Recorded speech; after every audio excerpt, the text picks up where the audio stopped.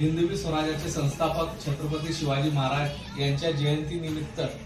सर्व तळोदा शहर आणि तळोदा तालुक्यातील नागरिकांना हार्दिक शुभेच्छा। त्याचबरोबर एक गोष्ट विशेष सांगावीशी वाटते की महाराष्ट्र विधानसभेच्या ज्या 5 जागा रिक्त झालेल्या आहेत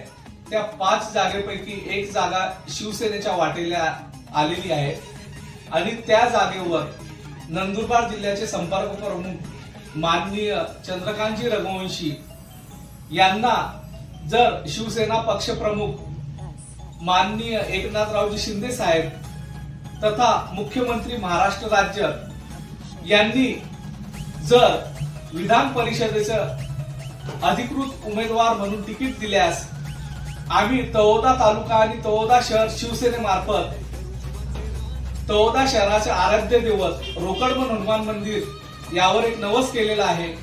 की जर माननीय चंदू भैया यांना विधान परिषदेसाठी